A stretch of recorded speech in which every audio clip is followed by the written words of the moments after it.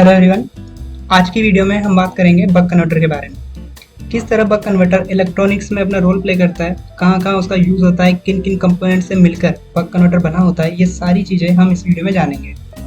Please video को last तक देखना ताकि सारी चीज़ें आपको अच्छे से समझ में आ सके। बक कन्वर्टर एक DC-DC स्टेप डाउन कन्वर्टर होता है जो हाई DC वोल्टेज को लो DC वोल्टेज में कन्वर्ट करता है। जैसे आपको 12 वोल्ट को 5 वोल्ट या 6 वोल्ट में कन्वर्ट करना है तो आप एक बक कन्वर्टर का यूज़ कर सकते हो। एम्बेडेड सिस्टम और माइक्रो कंट्रोलर में भी इनका यूज़ किया जाता है, आपके मोबाइल चार्जर्स में भी इनका यूज़ किया जाता है। बक कन्वर्टर कुछ कंपोनेंट से मिलकर बना होता है, जैसे कि इंडक्टर है, कैपेसिटर है, ट्रांजिस्टर है, डायोड है। इन सभी कंपोनेंट्स के बारे में हम वीडियो में अच्छे से सीखेंगे। आपको स्क्रीन पर एक सिंपल सा सर्किट डायग्राम दिख रहा है। ये एक नॉर्मल सा बक कन्वर्टर है। मतलब काफ़ी चीज़ें होती हैं जो बक कन्वर्टर को इन्हेंस फीचर प्रोवाइड करती हैं और इसे स्मार्ट बनाती हैं। जैसे कि हम वोल्टेज को रेगुलेट कर सकते हैं अपने हिसाब से। जैसे हमको अगर 5 वोल्ट चाहिए तो 5 वोल्ट पर उसको स्विच कर सकते हैं, अगर 6 वोल्ट चाहिए तो 6 वोल्ट पर उसको रेगुलेट कर सकते हैं। सर्किट में जो डायोड लगा होता है उसके बारे में भी हम जानेंगे कि वो कैसे काम करता है, उसका यूज़ क्यों किया गया यहाँ पे। वीडियो में आगे बढ़ते हैं और जानते हैं कि बक कन्वर्टर और कैसे काम करता है। बक कन्वर्टर 2 मोड्स में काम करता है। एक हमारा ऑन मोड होता है, एक हमारा ऑफ मोड होता है। मतलब जब हमारा सर्किट ऑन कंडीशन में होता है, एक हमारा सर्किट ऑफ कंडीशन में होता है। जब हम स्विचिंग करवाते हैं तो स्विचिंग बहुत हाई स्पीड में होती है, मतलब जिसकी फ्रीक्वेंसी हमारी 20 किलोहर्ट्ज़ तक होती है। तो चलिए एक एक करके दोनों मोड के बारे में हम बात कर लेते हैं। पहले हम स्विच मोड ऑन को समझते हैं। इसमें स्विच को ऑन स्टेट पर रखा जाता है। अब यहाँ पे हम कोई मैनुअली स्विच नहीं करवाते कि हम उंगली से बंद या चालू करेंगे। यहाँ पे हम यूज़ करते हैं ट्रांजिस्टर का, जिसकी स्विचिंग स्पीड काफ़ी हाई होती है। 20 किलोहर्ट्ज़ तक हम अभी यहाँ पे लेके चल रहे हैं। मान लेते हैं कि अभी हमारी जो स्विचिंग हो रही है 20 किलोहर्ट्ज़ तक फ्रीक्वेंसी पे हो रही है। ओके, तो जब ट्रांजिस्टर ऑन कंडीशन में होता है उसको हम बोलते हैं स्विच ऑन मोड। और अभी हम इसके बारे में बात करते हैं।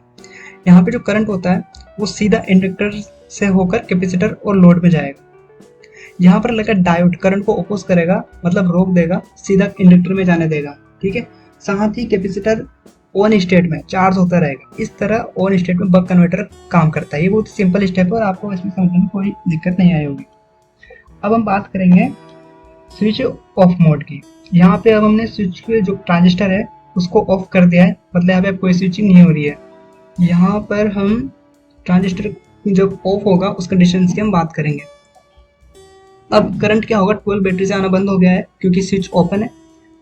अब हम जानते हैं कि इंडक्टर की प्रॉपर्टी होती है कि वो करंट को चेंज होने से रोकेगा। मतलब अभी तक करंट बैटरी से आ रहा था और एकदम से अब करंट 0 होगा तो इंडक्टर इसे अपोज करेगा, क्योंकि इंडक्टर क्या करता है, चेंज ऑफ करंट को अपोज करता है। ओके, तो इंडक्टर अपना जो स्टोर एनर्जी है उसको रिलीज करेगा करंट की फॉर्म में और डायोड सर्किट को पूरा करेगा। अब करंट इंडक्टर से कैपेसिटर और लोड में फ्लो करेगा और डायोड से होते हुए इंडक्टर में पहुंचेगा। ये बहुत कम टाइम में होगा क्योंकि हमारी जो ऑन और ऑफ की स्पीड है वो हम मान के चल रहे हैं कि वो जो टाइम ले रहा है वो 25 माइक्रोसेकंड ले रहा है। मतलब जितनी देर में स्विच ऑफ रहेगा तब तक इंडक्टर और कैपेसिटर लोड करंट को सप्लाई करेंगे और जब स्विच ऑन होगा फिर से चार्ज होने शुरू कर देंगे। अब आपको ये लग रहा होगा कि 12 वोल्ट से 5 वोल्ट कैसे मिला। तो देखो 12 वोल्ट लोड को पल्स की फॉर्म में हम भेज रहे हैं वहाँ पे, क्योंकि हम 25 माइक्रोसेकंड की फॉर्म में उसको ऑन कर रहे हैं, फिर ऑफ कर रहे हैं, ऑन कर रहे हैं, फिर ऑफ कर रहे हैं। तो यहाँ पे अगर आप देखो तो 50% ही हम वोल्टेज को ऑन कंडीशन में रख रहे हैं। मतलब जो अगर लोड लगा हुआ है तो वो 50% ही ले रहा है 12 वोल्ट का। ओके, तो हम यहाँ पे 50% को यहाँ पे ड्यूटी साइकिल कह सकते हैं कि 50% ड्यूटी साइकिल में ही हमारा जो ऑन कंडीशन है वो काम कर रही है और बाकी 50% में क्या हो रहा है, वो ऑफ कंडीशन में। ठीक है, तो यहाँ पे जो लोड पे है वो अगर वोल्टेज को कैलकुलेट करेगा तो वो एवरेज वोल्टेज को लेगा। मतलब जो 12 वोल्ट है उसका 50% ही लेगा वो। इस तरह से बक कन्वर्टर हमारा काम करता है।